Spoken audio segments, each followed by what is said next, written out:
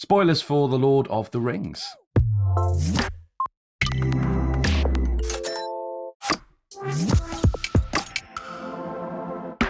Hey everybody, welcome to the final episode of Screenwriters Rewatch The Lord of the Rings. We've been talking Lord of the Rings all week here on the script department, and the time has finally come to decide if The Return of the King deserves its place in film history, but more importantly, in the grass-covered vaults of the script department. But before we get going, don't forget to like, share, subscribe, check out our previous stuff on Spotify, Apple Podcasts, YouTube, all of those places, wherever you might get them. And remember, you can always pop to the script department website to see what's been going on with our global network of screenwriters.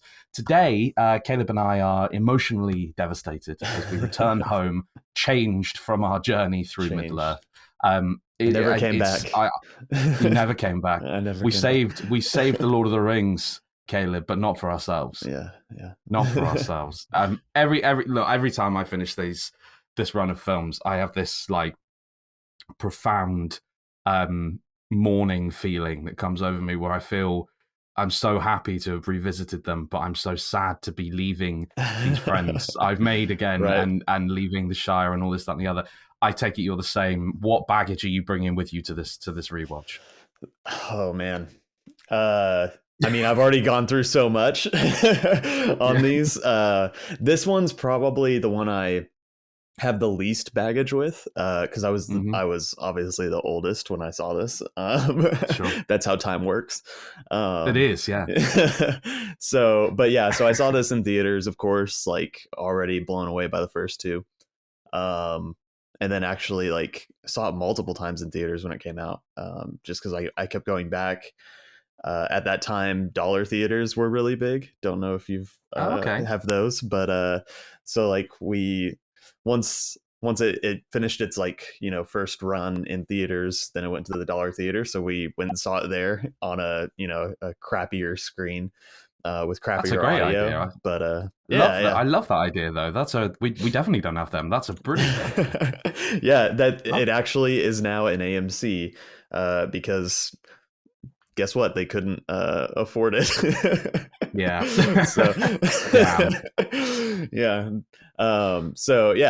That's kind of. I mean, I remember watching the Oscars when this won everything. Yeah, just clean sweep. Yeah. But not as much personal baggage.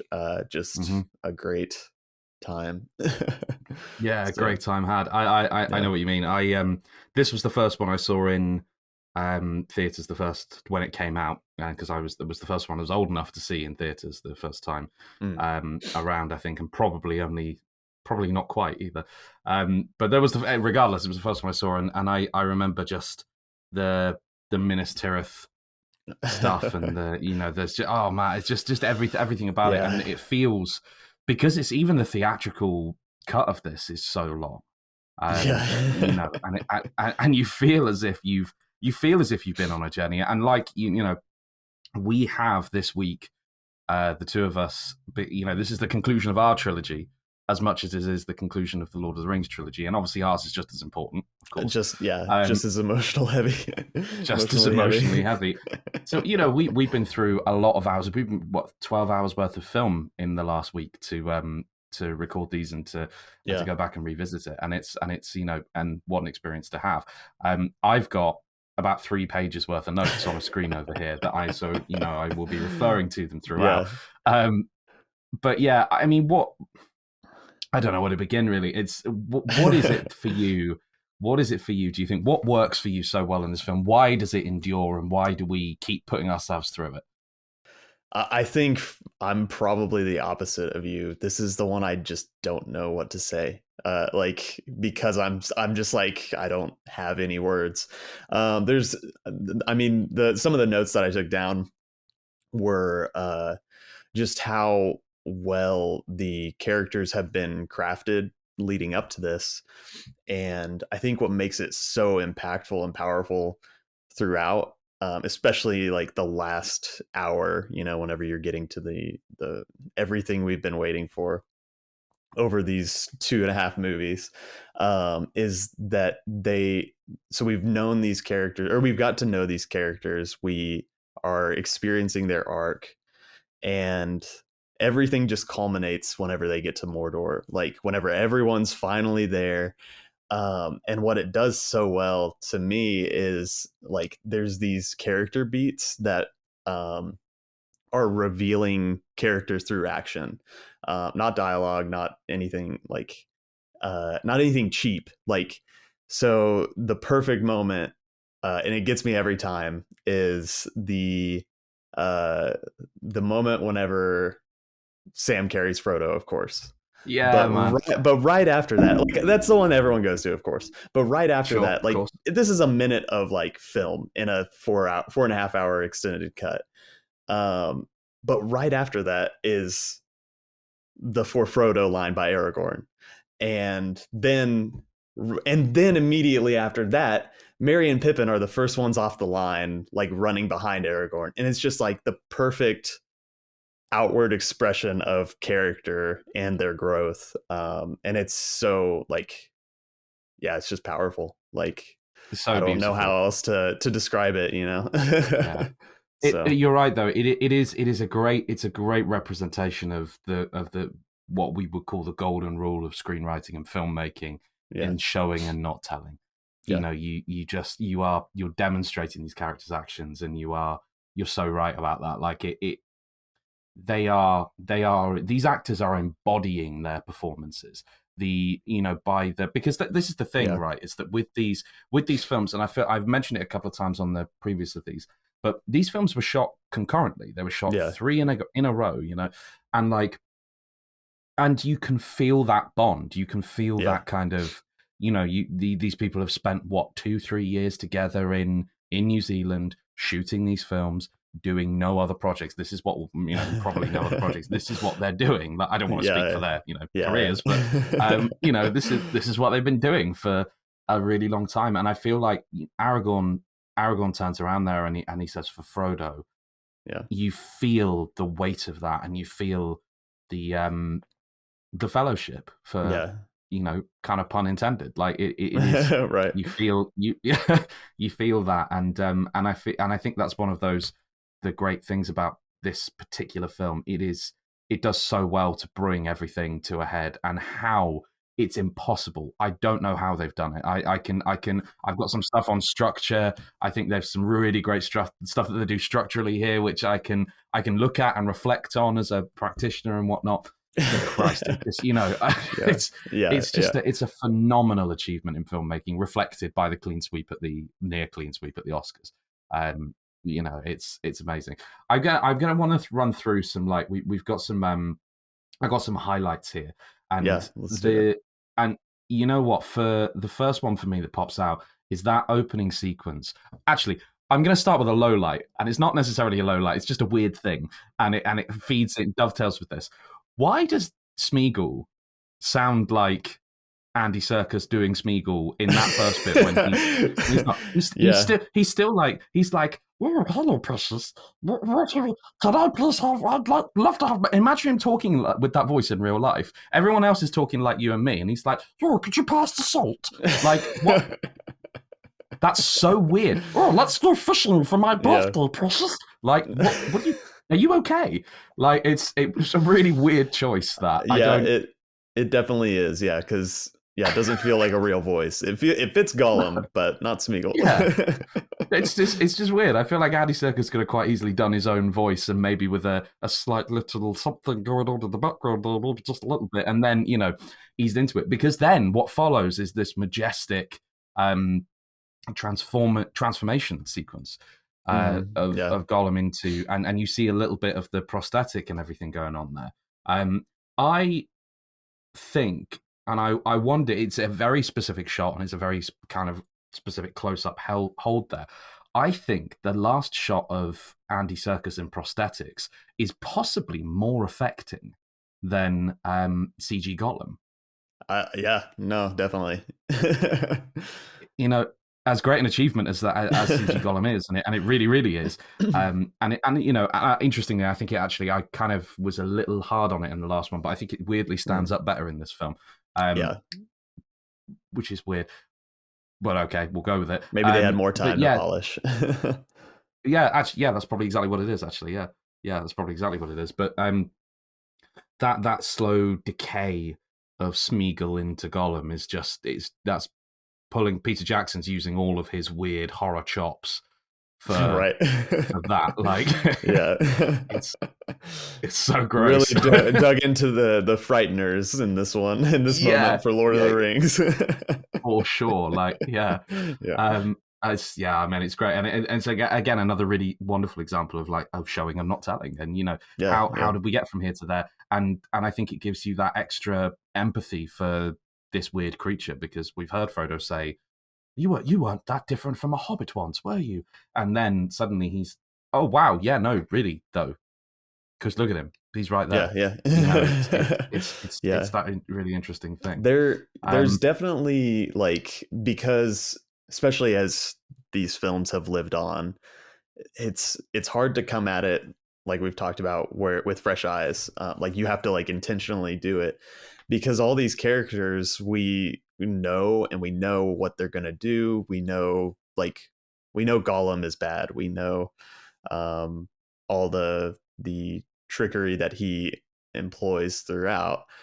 But I think, like, really watching the arc of Smeagol and Gollum is, like, with fresh eyes, does allow you to take a step back and really look at his character and dissect, like, the choices, and through Two Towers, like, the arc that he goes through, and how Frodo's choices affect his arc.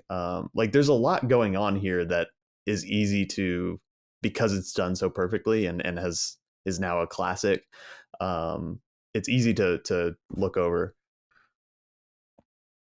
Yeah, for sure. It's a hell of a journey for him, and you get this moment in the Return of the King, where Frodo and Gollum are fighting in Shelob's cave, and Smeagol,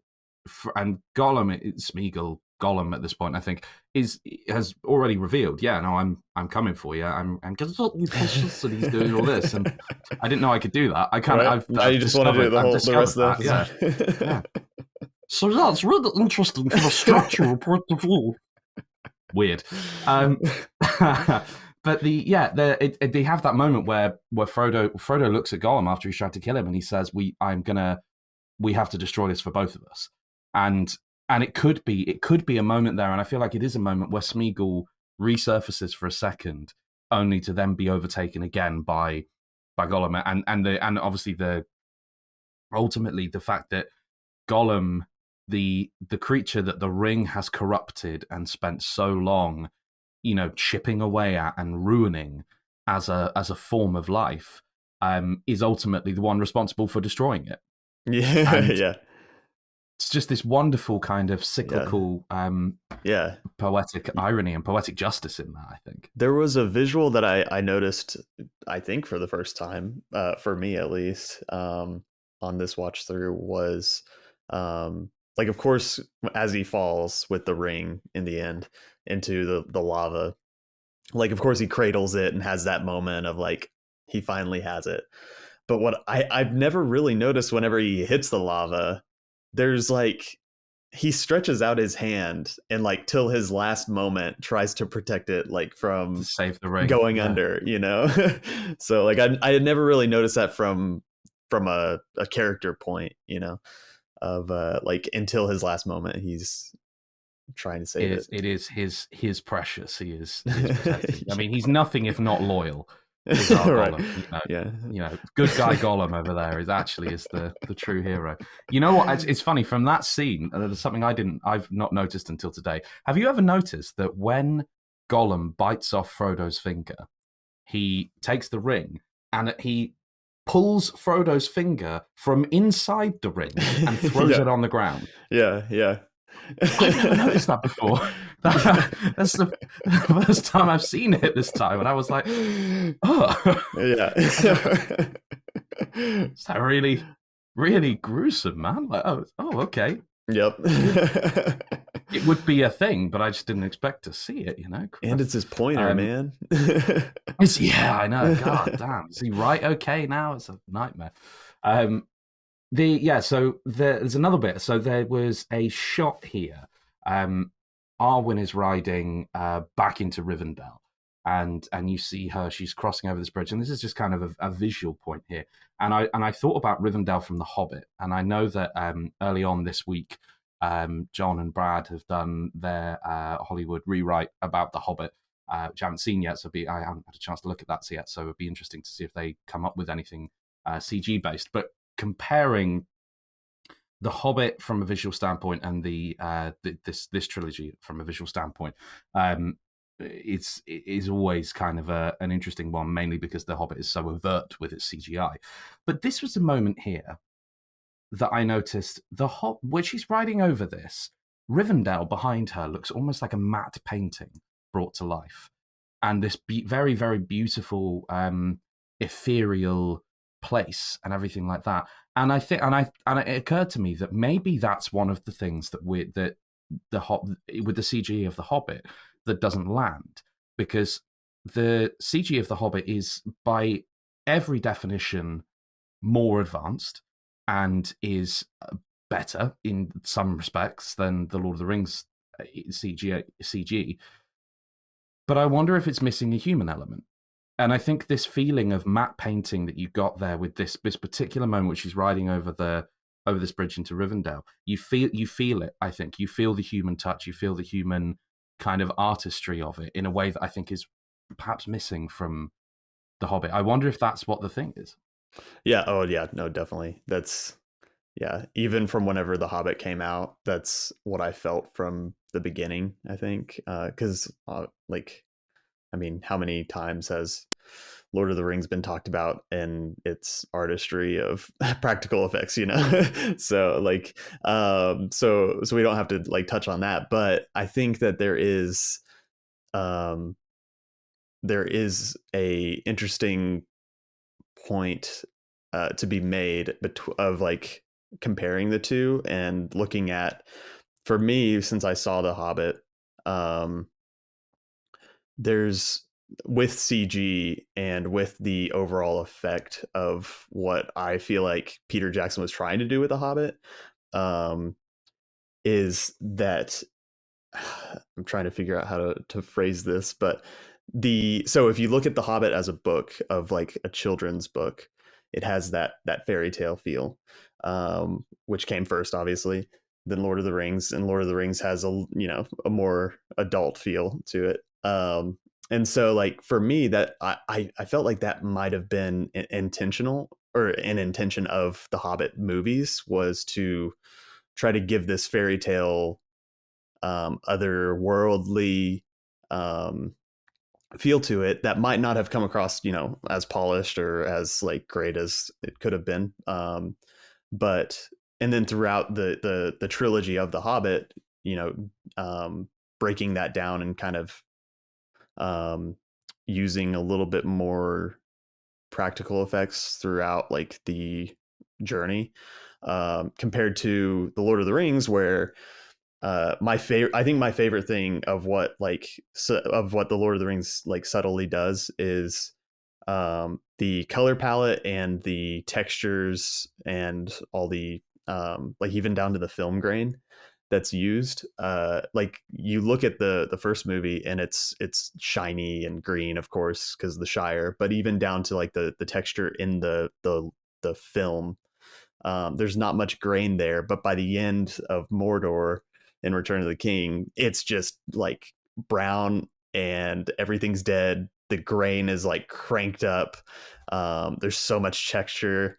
So even just that is just what blows my mind about these movies. And yeah, that I've always kind of looked at The Hobbit in comparison to that, and just in relation to each other and the book's relation. So yeah, for sure. You can feel the artist's touch, I think.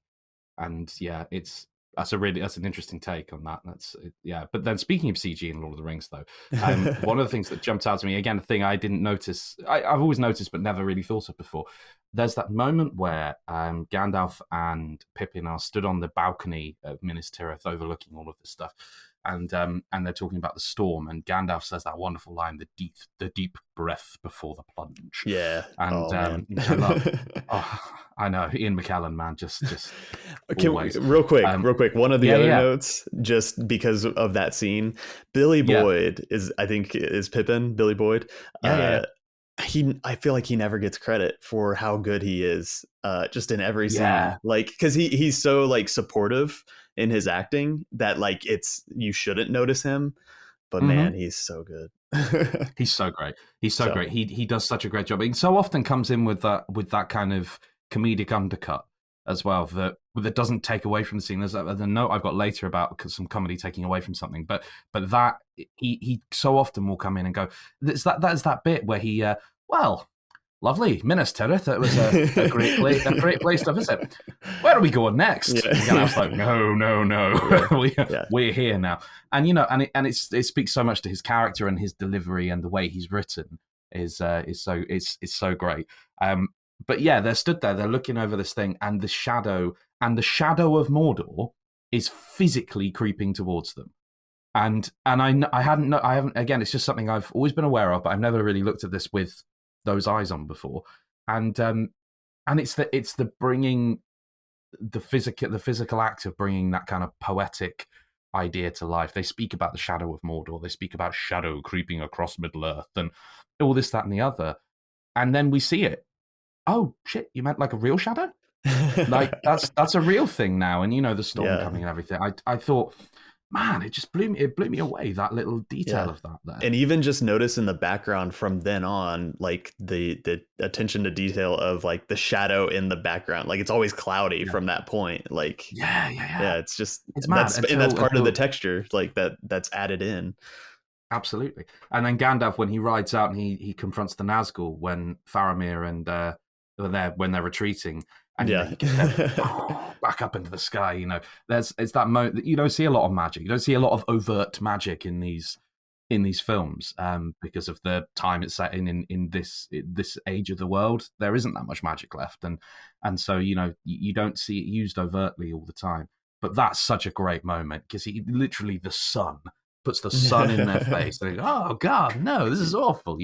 It's lovely. It's a lovely use of that there. And again, it's light, isn't it? It's use of light, it's use of special effects, and yeah, man, I love it. It's so exciting to talk about. But then again, in that moment, so like, in terms of a bit more of a screenwritery thing, I suppose you have that moment when they're on that balcony, and you get the sky beam come up from Minas Morgul, and suddenly all of these characters that have been separated for an entire film feel linked again. And from that point of the film onwards, it feels like, oh, okay, maybe this is happening concurrently now. And it's such a great visual device to show that a connection between characters, but also the passage of time. Yes. And yeah. No, I was just agreeing with you. Like that was something that I have always thought about is in relation to the editing of this movie or these movies. And the like obviously with film, like you have so, so many ways to play with time. Thanks Christopher Nolan for inventing that.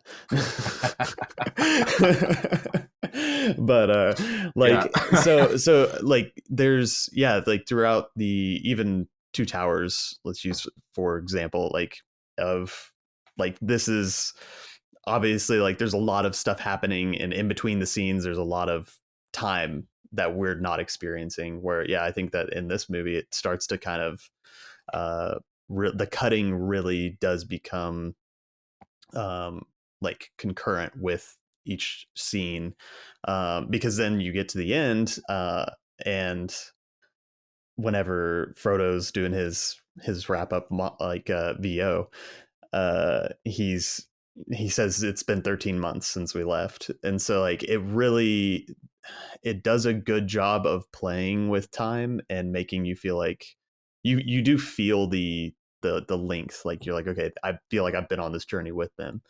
but you don't really realize how long, and a lot of the time you like it hides that well, and it'll bring it to the forefront whenever it needs to be. um but yeah, so it's just another thing that's masterfully done. The editing of this Yeah, movie. for sure. I think there's an urgency, ironically, given that the cut we have both watched today is 4.5 hours long. Is there's an urgency to it? I think that because the end is coming, the end is coming, the end is coming. We're told over and over and over again, the end is coming, and then we see the shadow, and then we see the sky beam, and then we see these things start to happen. You go, oh, the end really is coming. Oh no, like this, it's terrible. And it's a as you say, it's a masterful, it's a wonderful fusion between the edit and the script and Oh yeah, yeah. and the direction and everything. You see you talking about seeing the artist's hand, you see it, you see them moving through, and you see the payoff there. And it's another thing, I think this film is one big payoff. This is Chekhov's ring. It's this whole thing is like the final thing. We see the payoff of the Palantir that was set up in the Fellowship, and how important that is. We see the vase Which of gets light. cut, doesn't it, in the theatrical? Doesn't it get cut, like the Aragorn scene? Yeah, I think it does, where he looks into, and like basically yeah, like is talks like, to you want Sauron. this? Yeah. Hey man, look at my sword. Check it It's out. new and old. Yeah. No, I think it does. Certainly, that's a point though. Actually, Saruman's demise in Yeah, the theatrical okay. cut is just not there at all. Yes, that is something I should have brought up earlier. I have that's the fun story that I referenced last episode. Yes. Have you ever been spoiled for a movie that you saw 10 years prior? Because I was sitting in a like my final year of high school, and I was, as I've talked about, we do these marathon trilogies, or this trilogy, and I was sitting with a friend, and we were just talking about how our love for Lord of the Rings. And like I said, I grew up with just the Fellowship extended cut, and so I'm talking about it, and we get to Return of the King, and he's like, "Oh yeah," and then whenever Saruman dies, and I was like, "What? What? What are you talking about?" And he's like, "You Saruman haven't doesn't seen?" die. Yeah. So for all those years, I had no idea how Saruman's Wow. story ended, because I had just never seen the extended cut. So yeah, that blew my mind, and whenever I watched it, I was like, how, like, this is amazing. This scene is so good. Obviously, like, I think that was cut just for violence. This is you kind of get an unrated cut of violence with the extended cuts, but yeah, no, it's, yeah, because I was just always like, oh, he's just locked in his tower, and that's what happens to Saruman. Just hanging out over there. Yeah, I remember. I never had it spoiled for me, but I remember thinking before I saw the extended cut, God, I wonder what happened to that guy. Right. He's just still hanging out this tree. Are he and Treebeard just having cups of tea on the steps every morning? Just like, Yeah. Oh man, that's mad. That is mad. Yeah. Pretty hilarious. I'm sorry for your spoiler there. That's a sad thing. Honestly, I didn't even care, because I was just like, there's so much more that I can get out of this that I haven't over all these years. So yeah. Oh man, I get it. It's the extended cuts of these things are just a gift. They are such a gift to all cinema, right, to kind of to be able to look through, and such an interesting thing for writers, editors, and filmmakers generally, to see how these films can differ, and what kind of more you can get out of something. If we ever complain about cutting stuff from our scripts or movies, just think what they had to do with Lord of the Rings, and Peter Jackson and the editors, like, having to cut out things that were so important to them, but also have the weight of telling this epic historical story that carries so much weight on top of that, on top of their love for it. So yeah, like it's crazy how they cut it. Even just like looking at the ways that they cut it, it's so seamless. Like obviously there's more understanding that you get, but yeah, it's crazy. But the story resonates the same way. You know, it still works. The theatrical cuts of all these things, they still work as cinema. And you know, I mean, God, this theatrical cut of this won 11 Oscars. It's doing fine. And yet, you know, and then you know, you Release add back in the Jackson cut. Oh my God. Oh But no. you know what the thing is? If it came out tomorrow that there was a 5-hour cut of Return of the King and there's like 7 more endings or something, I'd watch it. I'd watch it. I'd watch it in a heartbeat because I want to see what more depth, what more texture, what more can you add to this world, because it is just, it's never ending. And on that point, there's an interesting structural thing that this movie does, I think. Which I don't know. I don't know. I'm still ruminating on it. I'm still thinking about it. But this seems to be a thing with this film where you have quite a traditional kind of 3-act vibe going on, and you get to the ghosts, which I'll talk about in a minute as well, coming up and overwhelming everything, and you get to the end of the Battle of Minas Tirith, and then suddenly the whole thing switches. It just turns on a dime, and suddenly you're in this situation where, oh, Frodo and Sam are the A story now, and everything else is supporting them, and everything else is for them, and they are propelled to the main event of this thing. And it made me think, and I've been pondering on it, and I think that the moment you get to that point, that's the end of your film, like, albeit with a little bit of extra stuff if you were going to end it there, but like that's your 3 acts, and then this almost feels like another episode. This is your finale episode. This is the tone shifts, the point of view shifts, everything shifts. And then this has, up until from that moment where the battle's won, right up until Frodo and Sam, the first ending where Frodo and Sam are lying on the volcano, and you know, he's saying, I Rosie Cotton dancing, which breaks my heart every time. Oh my God. You know, that's Stop. yeah. Don't quote. That's up until that's his own sequence with his own act structure, with its own thing going on. Yeah. And then you pick up again, and it fades back in, and Gandalf's coming with the Eagles, and then we're back into, you know, the film again, I guess. But that it's something I think you feel it. Yeah. I think you feel it, but I've never noticed it before in the same way. I've never kind of thought, wow, that's a hell of a decision, because it is almost like television. It's almost like you just sidestepping, going, right, okay, we've done that. Now, sit down, children. We're going to do this bit, and it's just so interesting. Yeah. It's almost like, you know, like the know the rules to break the rules. You know, like like obviously, as we've talked about, they set out to make this movie, like the movie, not the book.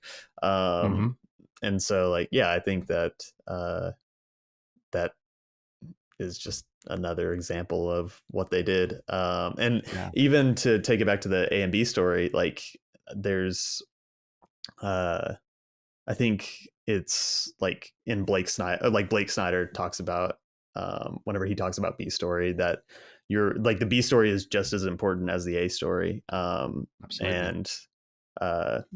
And it's, you know, where you can talk about, or it's like where your thematic storyline plays out, or can be.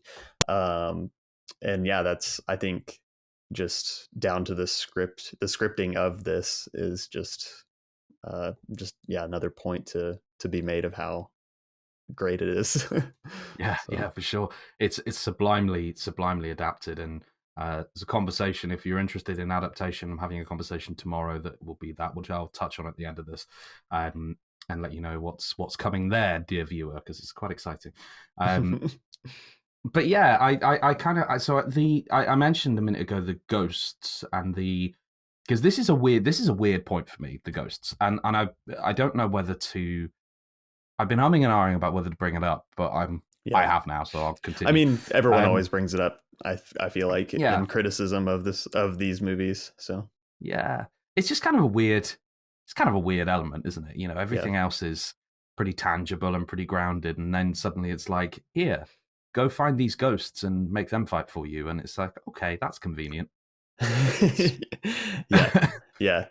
Definitely. Yeah. Like we talked about the Deus Ex Machina of like that this story kind of does suffer from, but like it's I think it's integrated well enough that you can kind of forgive it just enough because like incorporated from the either like into the script from either character standpoints or like yeah I guess just character standpoints, like where you understand why um well, in Two Towers there's the story beat of Gandalf goes off to find the Rohirrim, like so that just happens to be at this time. So yeah, there are these uh things that are saving the characters, but they're all set up and paid off well enough that absolutely. um that yeah, you can forgive it. It's not like, oh, we didn't tell you about this, so that way we tricked you. Yeah. They're Oh, for like sure. Yeah.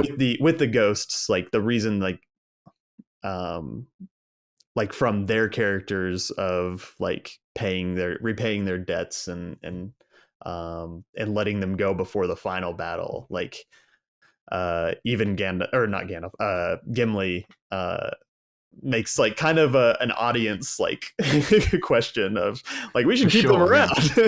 Yeah. Yeah. They're So quite handy in a tough spot, boys. yeah, yeah, but it's Aragorn's choice to like to say like, no, you fulfilled your oath, like I'm gonna let you Yeah, and go keep out his of word as well. nobility. Yeah, Yeah, yeah, absolutely. yeah, And I guess, and it is they are tied up in Aragorn's ascension to the king and becoming the king and returning as the king. Spoilers. It's all wait, what? it's all there. Yeah. Oh, sorry. Did you not? Ah, it's a clue in the name. Yeah. But it's but it's yeah, it does still, and I agree with you. I think it's integrated well enough. I think they have to jump through some hoops to make it work that way. But I think it does. I think it does work fine, and I don't know what you do really without them, because it is, you'd need that. I suppose the final battle does work in Aragorn's ascension, and I suppose without them included, if the worlds of men were to overthrow um and win at Minas Tirith, I think it would work fine. Though it does add weight to the crisis they're in, that, oh no, we can only win by waking up the dead guys, and we can only win because Aragorn Yeah, is, we yeah, have the heir of Lindil. So yeah. it does work. Yeah, Just I think that this goes back to like what we talked about with Two Towers too. Again, with the like the balance and the direction of the story overall, and knowing what story this is. Like this is a story of good overcoming evil. Like you break it down to the very basic um, theme. And so knowing that and knowing, okay, so now that we know that, and the audience pretty much knows going into this story that that's the story that they're going to get, how do we now make that nuanced um, and really feel the weight of the story that they go through? And that's why like these characters go through so much, even though again Boromir's really the only like the heaviest character death that we get in the beginning. But I mean really, like these characters go through so much that like they don't come back, or some of them come back, some of them don't.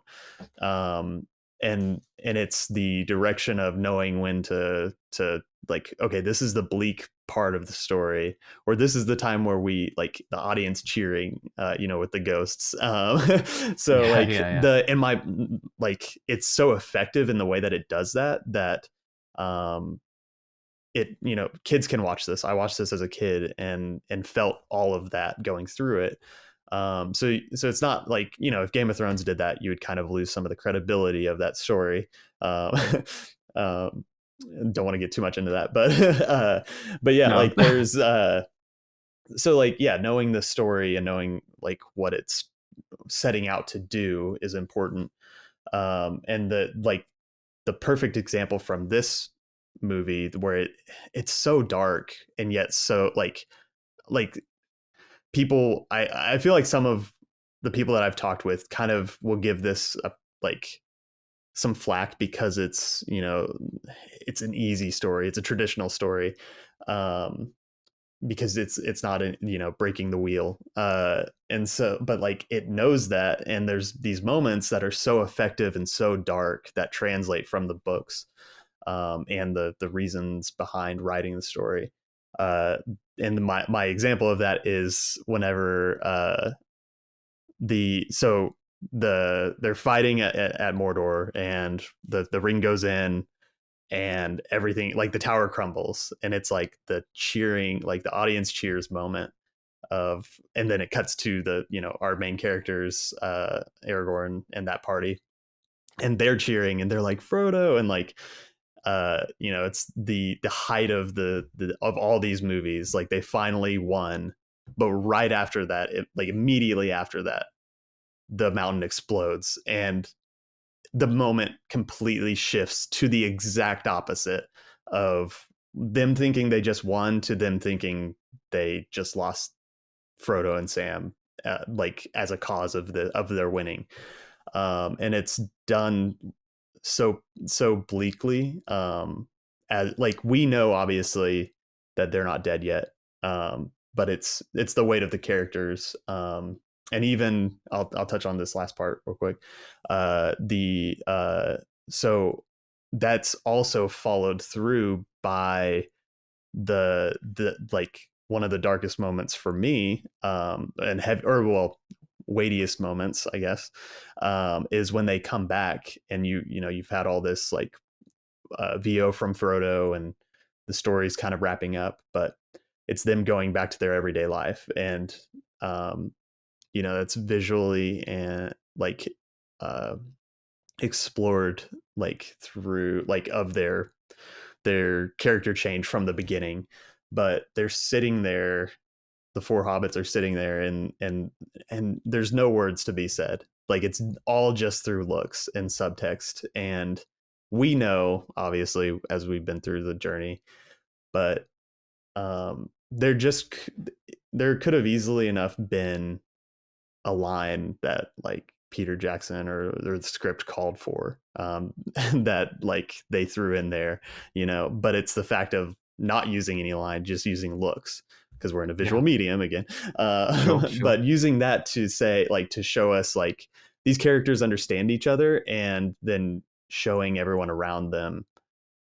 not knowing what these four have been through, and the just how dark that beat is to me, just because it's, you know, it mimics the war, mimics um the history behind the writing of these books like so well, that it's just it's it's such a real moment, you know, even though in this fantasy story, that like you feel even if you don't know, but yeah, just makes it so But powerful.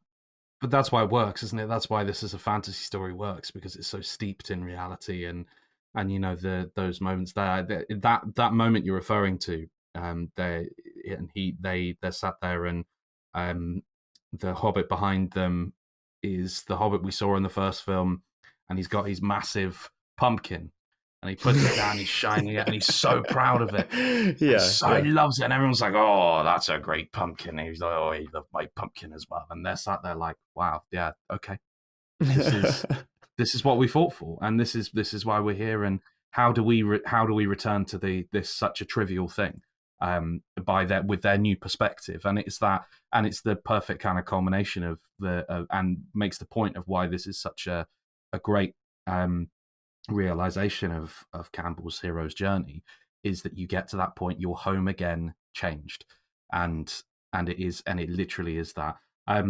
So Caleb, you and I, we're sat in the Green Dragon. We've raised our pints of ale, um, quietly and silently, while he's polishing his pumpkin over there. Sounds rude, doesn't it? It was meant to. Um, what do we take away from this? What's the lesson to the writers? What's the legacy here? Man, Big question. how do I even answer? I know. I don't even It's know. yeah.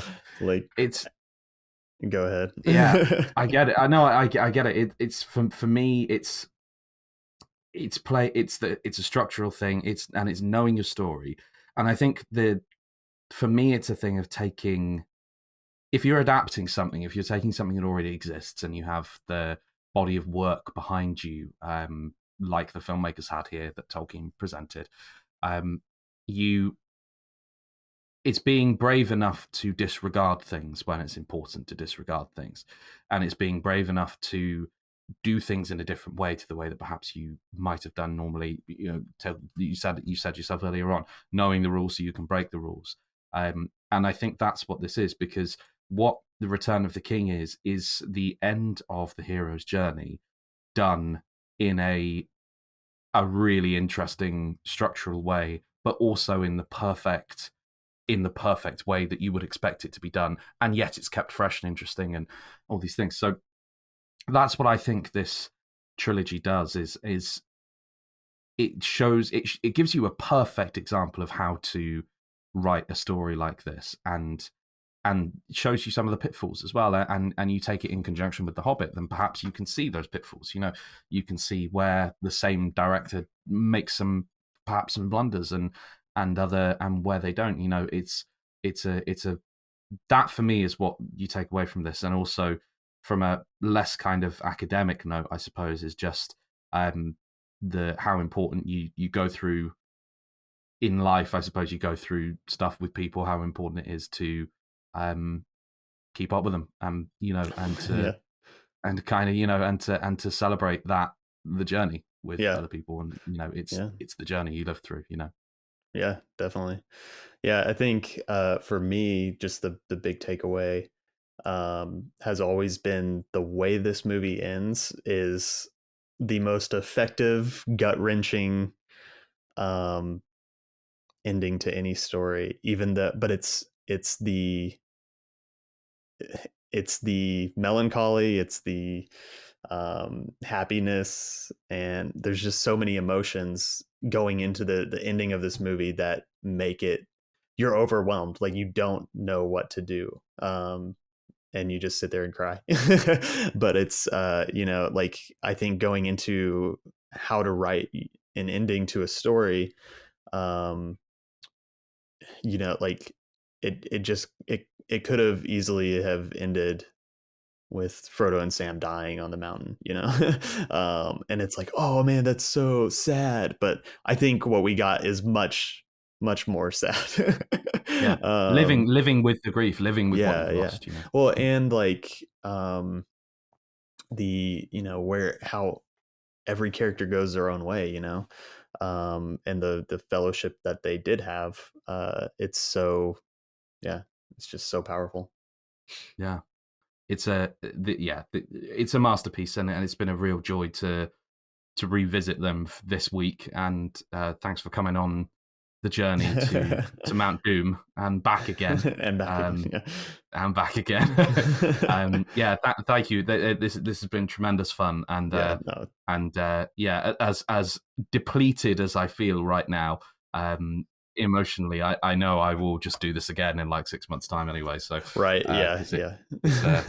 it's a wonderful thing. Well, it's about Thanks, that man. time. Yeah, is it? Yes, it's Lord of the Rings time again. I need to feel sad. Can't wait. Dun-dun-dun, dun, dun, Oh, I don't. I don't. It's beautiful. yeah, yep. I love it. Thank you, Caleb. Yeah. That's been great, and thank you everyone for watching this little short run of Screenwriters Rewatch. Tomorrow we come to the end of our Lord of the Rings week, and we have a exciting interview with some guests. I will be interviewing the Broken Sword. So two old friends of mine, YouTube Tolkien lore channel, with a lot to say. They're filmmakers themselves as well. I met them first when I was at university studying acting, and they were doing their filmmaking thing. So this should be a great chat. So come along tomorrow, check it out, and otherwise we will see you soon. Thanks very much. Bye bye.